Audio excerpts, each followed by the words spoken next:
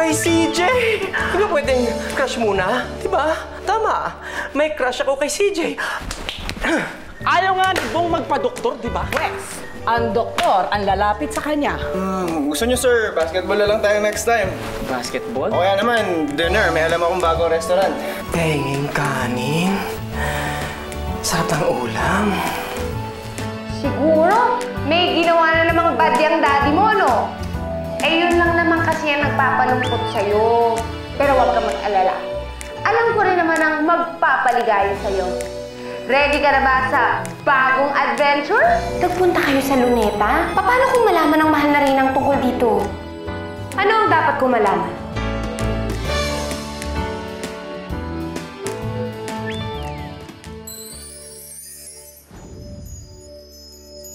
Mahal na Reyna, parang meron kayong nililihim sa Reyna. Ha?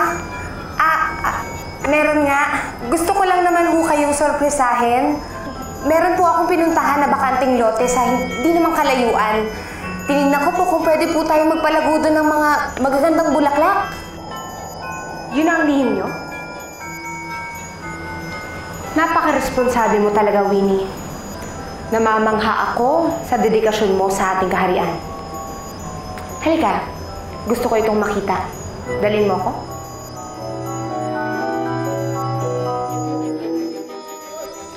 Mukhang malapit na talaga ang loob ng mahal na Reyna kay Winnie, no? Naku, hindi ako magtataka na isang araw, siya ang pipiliin na maging Reyna ng kaharian. Alam mo, kung ako sa'yo, hindi muna ako magdidiwang.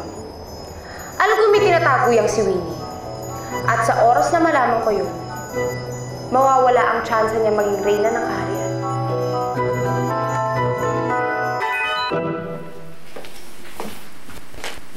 Ano nangyari sa inyo ni Bong? Wala eh. Tatawag ako ng tawag sa kanya pero hindi naman niya sinasagot yung phone niya. Alam mo, hindi ko talaga maintindihan kung ano yung problema niya. Maganda naman ako, di ba? Maganda ka. Sexy! Sexy? Nakakaakit-akit, tama, di ba? Akit-akit ka. Hindi ko alam eh. Ba't kaya? Sobra. Ano? Naku, kayong dalawa, tigil nga kayo. Ikaw, may asawa ka na. At ikaw naman, ang palpak mo. Ang dali-dali na nga ng pinapagawa sa'yo, hindi mo pa magawa. Eh, ginagawa ko naman lahat ng sinasabi niya eh. Hindi ko talaga kasi maintindihan kung bakit hindi tumatalab yung pang-akit ko kay Bong. Ay, nako. Dead man na. Alam ko na kung paano kaya mapapabagsak si Bong. Ano ko lang? Uy. Hello. Doktora?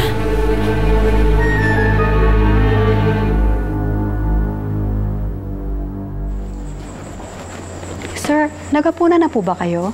Gusto niyo po bang ipaghanda ko kayo? Hindi na. Naku sir, masarap ang ulam niyo ngayon. Yung paborito mong bistik Tagalog. Di ba sabi ko hindi na? Pwede bang wag makulit? Ang sungit naman ni sir. Hindi naman siya dating ganyan. May problema kaya siya? Hindi ko alam eh. Pero napansin ko nga may pagbabago sa kanya eh. Alam niyo ba nagpunta pa yun sa pinsan ko, albularyo? Ano raw? Ewan ko ba? Tinanong ko yung pinsan ko, ayaw naman sabihin. Doon ni Sir Bong sa kanya, wag na wag sasabihin kung bakit siya bumisita. Kaya hindi ko alam.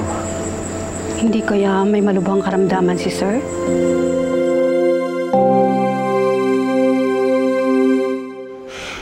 Bakit kayo pumunta si Daddy sa albularyo? Siguro may kinalaman siya tungkol sa wish ko.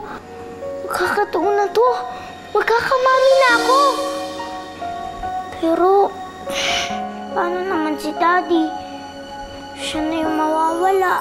Kawawa naman siya. Ayoko naman na mawawala sa akin si Daddy. Gusto ko na rin magkamami.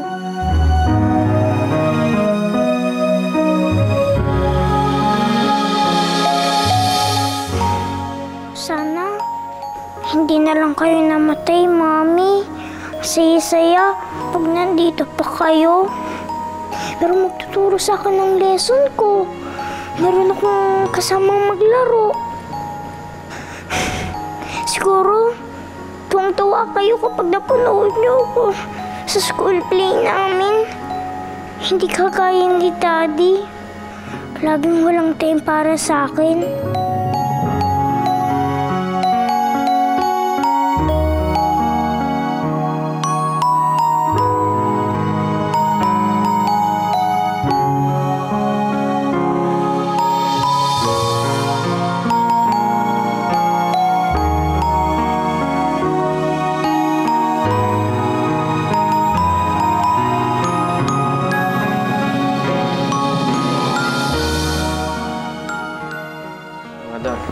Sir, ako nga pala.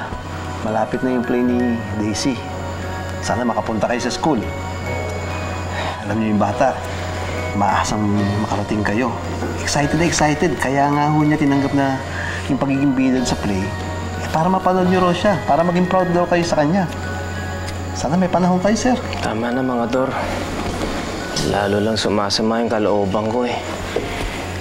Alam ko marami akong pagkukulang dun sa bata. Mga Dor, gusto kong bumawi doon sa bata pero hindi ko pa magagawa ngayon eh. Magulo pa yung isipan ko. Marami akong pinagdadaanan. Kaya kung maaari, kayo na munang bahala sa kanya. Tsaka meron sana akong hihinging pabor eh. Sige sir, ano ba ang may tutulong ko sa inyo? Sabihin niyo lang. Gaya ng dati. Mag-shopping kayo, maglibang kayo. Kung anong gusto ng bata, bahala ka na. Mga laruan, mga gamit, mga damit siguro. Sige, sir. Ikaw nang bahala sa bata. Sige, sir. Bong! Bong! Naku, pasensya ka na. Makikisingit ako. Kasi narinig ko yung sabi mo shopping. Oo naman, napakadali mo namang makalimot. Diba sports ko yun? Gusto mo ba ako nalang magdala kay Daisy sa mall? Naku, Daphne, nakakahiya naman sa'yo. Hindi, ito naman. Kaysa naman to si mga Dora mamili ng mga gamit ng bata. At isa ko alam kung ano pipiliin, di ba? Kung sa bagay, ano? Sige, mga Dor. Si Daphne na lang bahala. Ako na lang. Sige, sir. Bagay ang gagawin mo. Oo, At least nakuha mo na yung pera. Pero, Bong, kulang to eh. Kasi, alam mo naman ngayon, ang taas na ng mga bilhin, yung mga presyo ng gamit ng mga bata. Ganun ba? Oo, nakakaya naman kung hindi social yung pipiliin kong brand para kay ano. Ako kulang pa yan. Kulang na kulang, Bong. Ay, hindi. Ito, yan. Ito pa. Padagdag na lang nito. Wala na ba? Meron pa. Ayan. Okay na to. Medyo, sige, magkakasayin ko na lang. Ako nang bahala. Sige. Ha? Sige. Salamat, Daphne. Naku, thank you din. Sige, okay lang. Ang dami ko mabibili ito.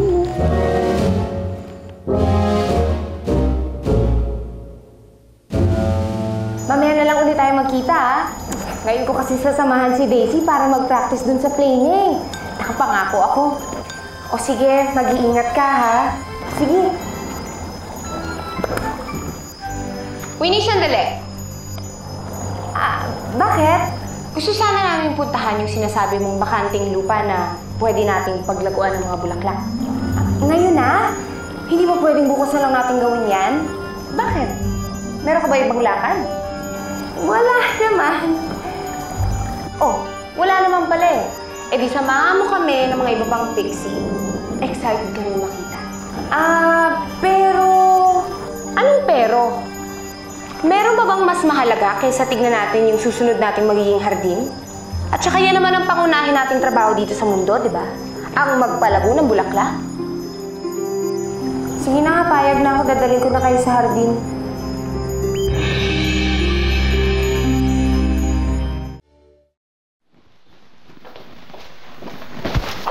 I'm sorry. Are you okay? Yes. Thanks for helping me. Actually, I think you're the one who's not alright. Parang may nararamdaman akong strange sa'yo. Ano ibig mo sabihin? Isa kasi akong psychiatrist and specialty ko ang mental disorder. And just by looking at you, I can say that meron kang problema. Parang meron kang matinding iniisip. Parang may mga pagbabago sa'yo. Tapos, may mga bagay ka na ginagawa na hindi mo naman ginagawa dati. Tiningnan mo lang ako, nalaman mo lahat yan. Of course. Kaya mo nga ako nabangga dahil sa pinagdadaanan mo, di ba? By the way, I'm Joanne Jones, but you can call me Dr. Jones. I'm Bong. Bong Adonis, I know. Kilala mo ako? Hindi ba't ikaw ang may-ari ng Astig Energy Drink? I'm a fan of your product. Kaya naman, if you want, I can give you a free consultation. Oh, Doktora, I'm okay. Wala akong problema. I'm fine. Yan naman ang madalas na sinasabi ng mga tao eh.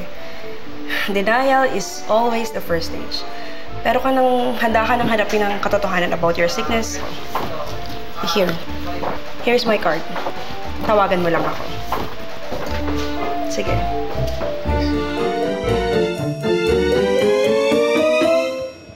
Nasaan na kaya si Winnie?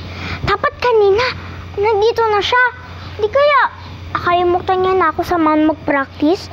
Pero, nag-promise na sa akin. Pareho sila ni Daddy. Hindi tumutupad sa usapan.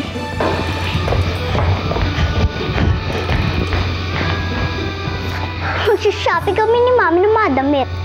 Mas maganda ang susuotin ko sa school play. Buti nga. Daisy, magmumall tayo. Sumama ka sa amin, ha? Halika na, mabisa tayo, anak. Ayoko po, Mami! Ayoko kasama si Daisy! Salamat na lang po, Tita Daphne. Kailangan ko po kasi mag-practice para sa school play. Yun naman pala eh! Huwag na natin isama si Daisy!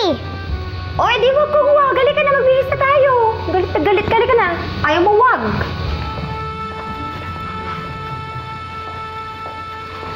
Daisy, mamaya na yung practice mo. Sumama ka kay Tita Daphne mo. Nangako sila sa daddy mo kasi na imomall ka nila eh. Sige na!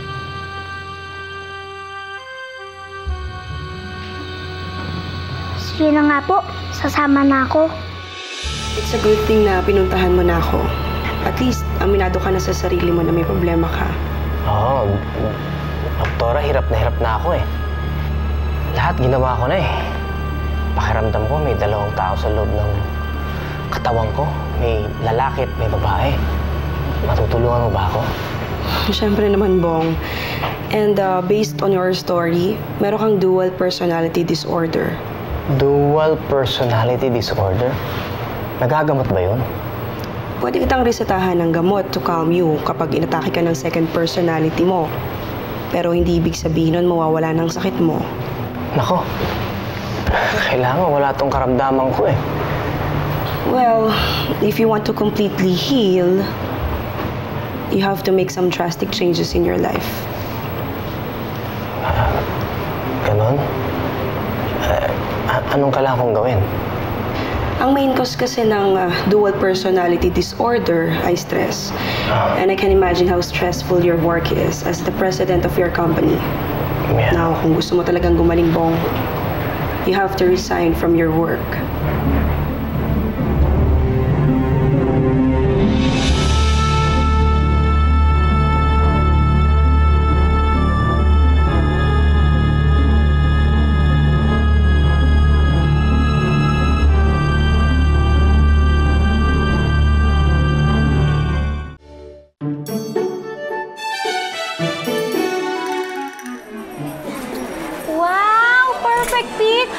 Bagay sa'yo yung damit, lalo kang gumanda.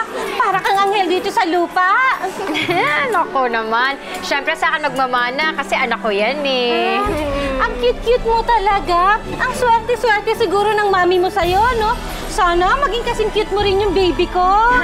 Excuse me, hindi yan ang anak ko. Ito, obvious ba? Pareho kami ng suot.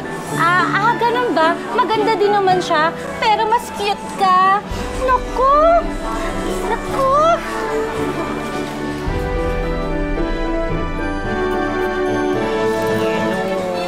Daisy!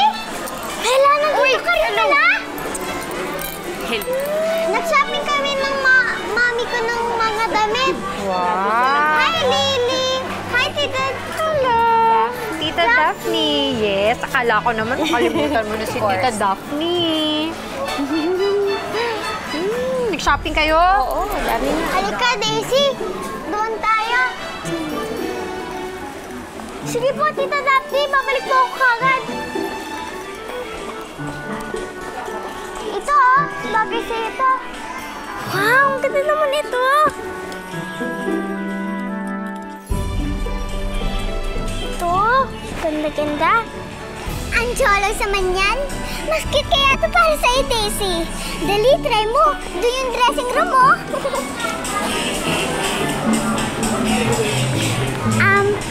Mela, hinahanap ka na nga pala ng mami mo. Uuwi na daw kayo. Paano si Daisy? Ako nang bahala sa kanya.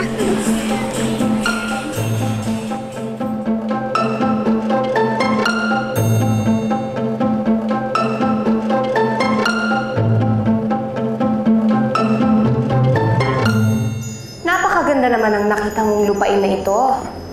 Perfect na perfect gawa ng bagong hardin. Kaya ang naisip ko, bakit hindi pa tayo magsimula na magpatubo ng mga bulaklak? Ha? Ngayon na, di ba hindi naman tayo nagmamadali? Di ba pwedeng bukas na lang? Winnie, bakit pa natin ipagpapaliban ng isang bagay na pwede naman natin gawin ngayon? Total, andito na naman ang mga ibang pixie. Bakit hindi pa natin simulan? Ani, kailangan ko nang puntahan si Daisy. Paano kung hanapin ka ni Minnie? Paano na yan? Nakapangako ako sa kanya na sasamahan ko siya mag-ensayo. Oo, alam ko naman yon. Pero alam mo naman yan si Minnie, nakabantay sarado yan sa'yo, hindi ba? Sa oras na malaman niya na pinuntahan mo si Daisy, nako, Winnie, hindi magdadalawang isip yan na magsumbong kay Ada.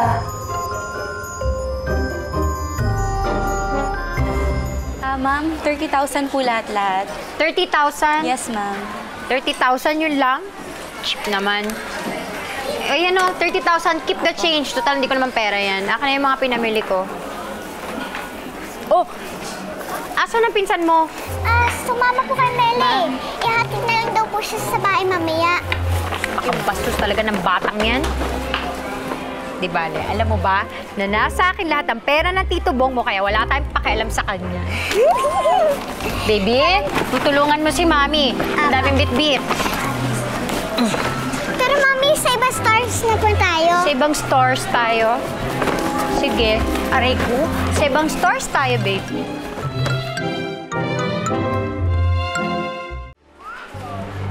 Ate, nakita po ba kayong wag Mami? Para yung suot ng damit? Wala eh. Tita Daphne! Lily! Wala na akong pera. Oo naman, minsan lang ako maglambing eh. Sobra. Han, tignan mo yung bata, oh. Mukhang nawawala. Ay, alam ko yung ganyan tawa mo, ha? Dating gawa, mukhang mayaman yan. Tara. Tita Daphne! Hello, little girl. Ang cute-cute mo naman. Mukhang nawawala ka. Hinahanap mo ba ang daddy at mami mo? Halika, sama ka sa amin. Punta tayo sa toy section. Bibili tayo ng doll. Uy! Bibiling ka ng doll? Ay, pagkatapos, ihatid ka namin sa inyo, ha? Huwag ka matakot sa amin, ha? Mabait kami, bibiling ka pa ng doll. O, tara na! Turo mo sa amin kung anong favorite doll mo, ha? Ha? Bili ka ba sa mga dolls? Winnie, tapos na magtanim ng buti lang mga engkantada. Pwede na tayong bumalik sa kaharian. Ha? Ang sabi ko, pwede na tayong bumalik ng kaharian. Eh, mukhang nasa ibang lugar naman yung utak mo. Iniisip mo pa rin ba si Daisy? Eh, hindi ko naman magawang hindi mag-alala kay Daisy. Hindi ko natupad ang pangako ko sa kanya. Ako sigurado ako nagtatampo na sa akin yun. Hindi naman siguro. Alam mo, ipaliwanag mo na lang ng maayos sa kanya. Sigurado ako, may intindihan ka nun. Ano kaya kung puntahan ko siya ngayon? Pwede pa kami mag-ensayo? Pwede pa? Ako, wag muna. Delikado pa ang sitwasyon mo. Saka ka na umalis. Para na rin sa kaligtasan mo. Bilisan natin, ha? Saan po ba tayo pupunta? Sarado na yung mall. Ihahatid ka na namin. Mahilig ka ba sa dolls? Maglalaro tayo, ha? Ha? Oo nga pala. tanong ka lang, no? Eh, saan ka ba nakatira? Sa Ayala Alabang po. Honey, Ayala, Alabang. sosyal to. Tiba-tiba tayo dito. Mayayaman yung mga tao.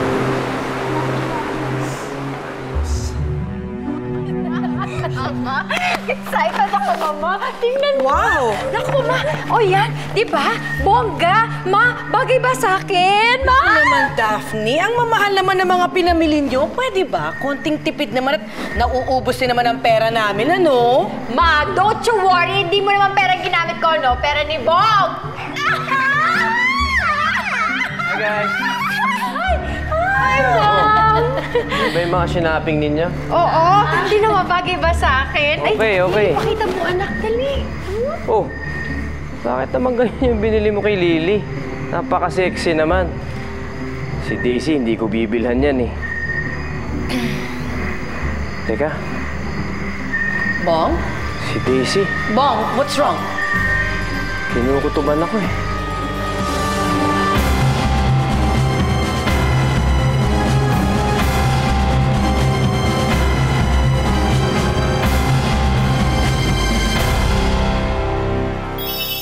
Dual personality disorder daw. Anong tawag dun?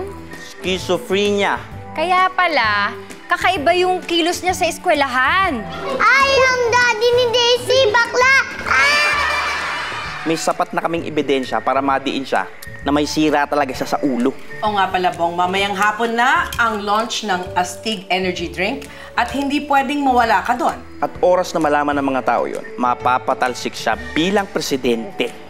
Ilang beses ko bang sasabihin sa inyong lahat, hindi ako baliw. Totoo ang sinasabi ko. Eh kung hindi ka nagbabaliw, ano yung napanood namin? Bakit mo sinasabing nagbabago yung pakiramdam mo? Dahil totoo nga nagbabago na ako. Babae na ako. Babaeng babae ako.